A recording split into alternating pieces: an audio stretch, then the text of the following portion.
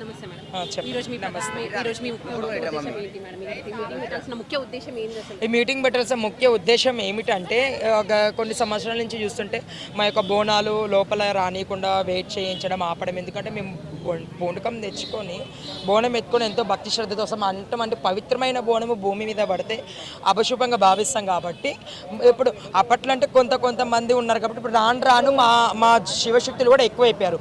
మన ఈ యొక్క హైదరాబాద్ నుంచే కాకుండా ఎన్నో రాష్ట్రాల నుంచి లైక్ మహారాష్ట్ర నుంచి కూడా వస్తున్నారు, ఆంధ్ర నుంచి కూడా వస్తున్నారు, అలాగే జిల్లాల నుంచి కూడా వస్తున్నారు.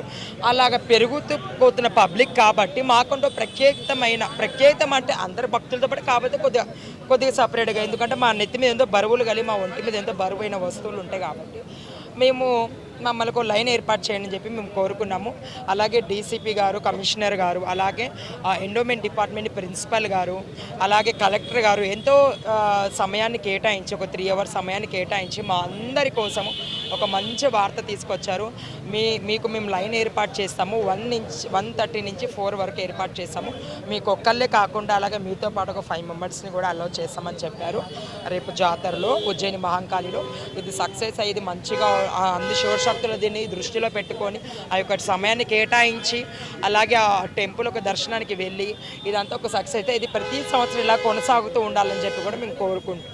ఇప్పుడైతే మీరు సంతోషంగా ఉన్నారా? చూడాలి, రేపు జాతరలో చూడాలి. మాకైతే సంతోషకరంగా ఉంది, అలాగే మాకు నమ్మకం కూడా కల్పించారు. చాలా సంతోషంగా అనిపిస్తుంది మాకు ఈ వార్త ఇచ్చినందుకు. చూడాలి, రేపు జాతరలో మేము కూడా అదే సమయానికి మేము కేటాయించి వెళ్తాము. వాళ్ళకి కూడా మేము ధన్యవాదాలు తెలుపుతున్నాం. ప్రధాన ఉద్దేశం ఏంటంటే మేము బోనాలు చేస్తున్నాం అమ్మవారికి 30 ఏళ్ల నుంచి.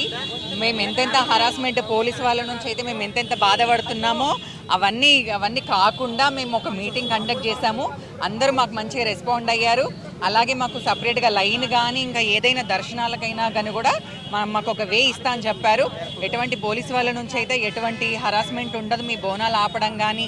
అలాగే మా ఎంబడి మేము బోనాలు ఎత్తుకొచ్చినప్పుడు కూడా వేరే వాళ్ళు కూడా కొబ్బరికాయలు అవి తీసుకొని వస్తారు కదా, వాళ్ళని కూడా అలౌట్ చేయాలి అని చెప్పినాము.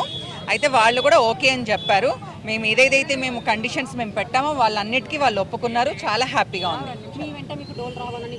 డోలు చెప్పాము, పోతరాజులు ప్రతి ఒక్కటి మేము ఆడ మెన్షన్ చేసినాం అనమాట. ఎందుకంటే పోతరాజులకు కూడా అక్కడ కరెక్ట్గా ప్రియారిటీ లేదు కాబట్టి పోతరాజుల కోసం మాట్లాడినాం, అందరి కోసం మాట్లాడినాం.